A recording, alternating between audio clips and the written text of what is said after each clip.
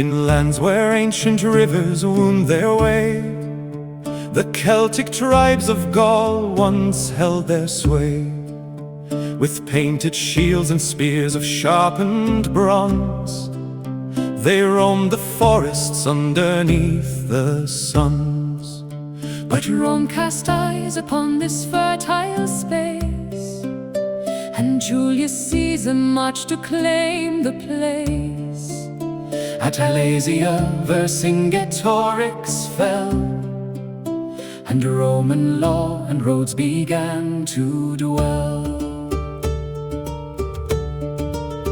For centuries the Pax Romana reigned, until the empire crumbled and decayed. From northern lands the Franks began to pour, with Clovis leading through the smoke of war. He took the crown, embraced the Christian rite, and unified the factions in his sight. Then Carolingian shadows grew immense, as Charles the Hammer stood in fierce defense. Great Charlemagne was crowned in Rome aloud, an emperor of whom the West was proud. He built great schools and spread the written word, though division followed when his sons concurred. The Treaty of Verdun then split the land, and modern France began to take its stand. The Capet King secured the royal line as Paris grew a jewel on the Seine. But darkness fell with medieval tears. The 100 Years' War brought a century of fears. The English claimed the crown, the fields ran red, and famine stalked the living and the dead. Until a peasant girl of vision came, Joan of Arc, who breathed a sacred flame. At Orleans she turned the tide of fate, and restored the Dauphin to his royal state.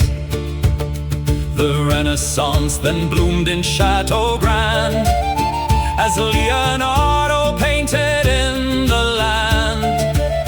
Yet faith would fracture, bringing bloody strife, as Catholics and Huguenots traded life. The St. Bartholomew's Day massacre defiled, until Henry of Navarre with mercy mild decreed the Edict of Nantes for peace to grow. Paris is well worth the mass he'd show.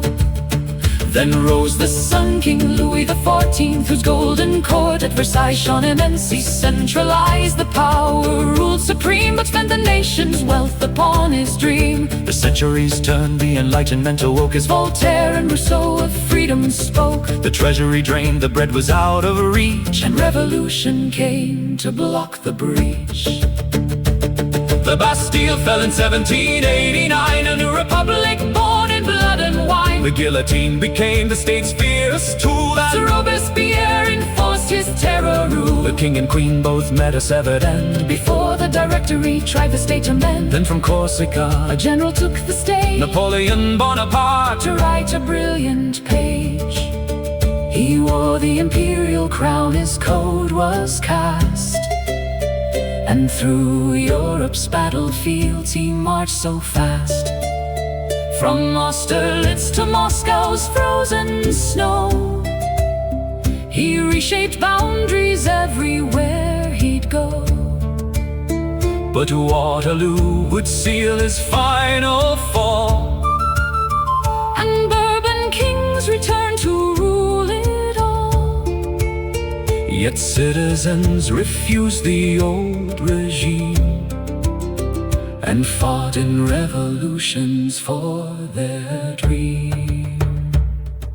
The Second Empire rose and crashed away, when Prussia forced Sedan into the fray. The Third Republic rose from wartime grief, an era of ballet, polka and arts relief. But trench warfare would stain the sacred soil, as World War I demanded blood and toil. At Verdun's gate they held the deadly line, though a generation died before their time.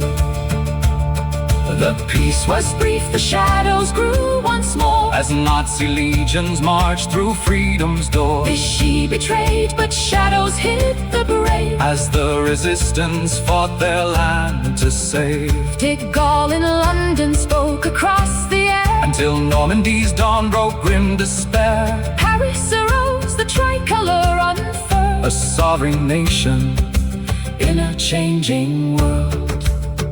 The Fifth Republic rose to guide the peace, as empires faded and old conflicts ceased. a cornerstone of Europe's modern bound, Where culture, art, and liberty are found. from ancient Gaul to modern global grace, the timeless spirit of the French embrace.